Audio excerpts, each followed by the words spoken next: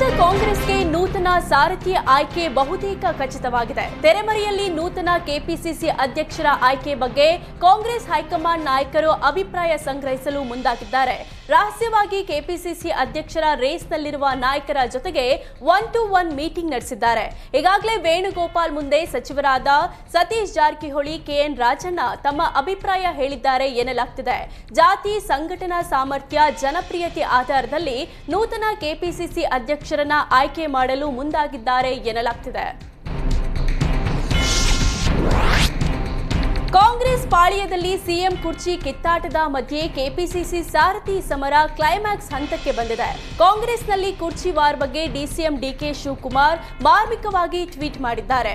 T ನರಸೀಪುರದ Triveni ಸಂಗಮದಲ್ಲಿ ನಡೆಯುತ್ತಿರುವ ಕುಂಭಮೇಳದಲ್ಲಿ ಭಾಗಿಯಾಗಿ ಗಂಗಾ ಆರತಿ ನೆರವೇರಿಸಿ ಭಗವಂತನಲ್ಲಿ ಪ್ರಾರ್ಥಿಸಿದ್ದೇನೆ.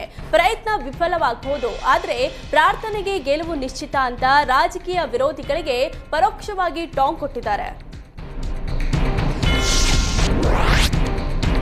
ಕೆಪಿಸಿಸಿ ಹೊಸ ಅಧ್ಯಕ್ಷರ ಆಯ್ಕೆ ನಡುವೆಯೇ ಕಾಂಗ್ರೆಸ್ನಲ್ಲಿ ಮತ್ತೆ 5 ವರ್ಷ ಸಿಎಂ ಕೂಗು ಮುಳುಗಿದೆ. ಸಿಎಂ ಸಿದ್ದರಾಮಯ್ಯ ಪೂರ್ಣಾವಧಿ ಪೂರೈಸಲಿ ಅಂತ ಸಚಿವರು ಹಕ್ಕೊತ್ತಾಯ ಮಾಡ್ತಿದ್ದಾರೆ. ದೇವರಾಜ್ ಅರಸು ದಾಖಲೆ ಸಿಎಂ ಸಿದ್ದರಾಮಯ್ಯ ಮುರಿಯಲಿ ಎಂಬ ಗೃಹ ಸಚಿವ ಪರಮೇಶ್ವರ್ ಹೇಳಿಕೆಗೆ ಸಚಿವ ಎಂಬಿ ಪಾಟೀಲ್ ದನಿಗೂಡಿಸಿದ್ದಾರೆ. ದೇವರಾಜು ಅರಸು 7 ವರ್ಷಗಳ ಕಾಲ ಸಿಎಂ ಆಗಿದ್ರು. ಸಿದ್ದರಾಮಯ್ಯ ಅವಧಿ ಪೂರ್ಣಗೊಳಿಸಲಿ, ದೇವರಾಜು ಅರಸು ದಾಖಲೆ ಸಿಎಂ ಸಿದ್ದರಾಮಯ್ಯ ಮುರಿಯಲಿ ಅಂತ ಸಚಿವ ಎಂಬಿ ಪಾಟೀಲ್ ತಿಳಿಸಿದ್ದಾರೆ. ಸಿಎಂ ಸಿದ್ದರಾಮಯ್ಯ ದೇವರಾಜ್ ಅರಸು ದಾಖಲೆ ಮುರಿಯಬೇಕೆಂಬ ಗೃಹ ಸಚಿವರ ಹೇಳಿಕೆಗೆ ಸಚಿವ ಮಹದೇವಪ್ಪ ಪ್ರತಿಕ್ರಿಯೆ ನೀಡಿದ್ದಾರೆ. ಸಿಎಂ ಹೇಳಿಕೆ ಯಾವುದಾದ್ರೂ ಅನುಮಾನ ಇದೆಯಾ? ಸಾರ್ವಜನಿಕ ಜೀವನದಲ್ಲಿ ನಿವೃತ್ತಿ ಇರಲ್ಲ. ರಾಜಕಾರಣ ಏನು ಸರ್ಕಾರಿ ಕೆಲಸನ? ಜನರಿಗಾಗಿ ಕೆಲಸ ಮಾಡುವಾಗ ರಿಟೈರ್ಮೆಂಟ್ ಇರುತ್ತಾ? ಇದರಲ್ಲಿ ಯಾವುದೇ ಡೌಟ್ ಇಲ್ಲ.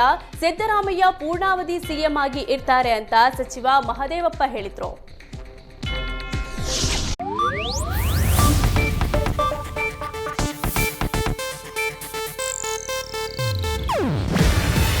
ಇದು ಏಷ್ಯಾನೆಟ್ ನ್ಯೂಸ್ ನೆಟ್ವರ್ಕ್ ಪ್ರಸ್ತುತಿ.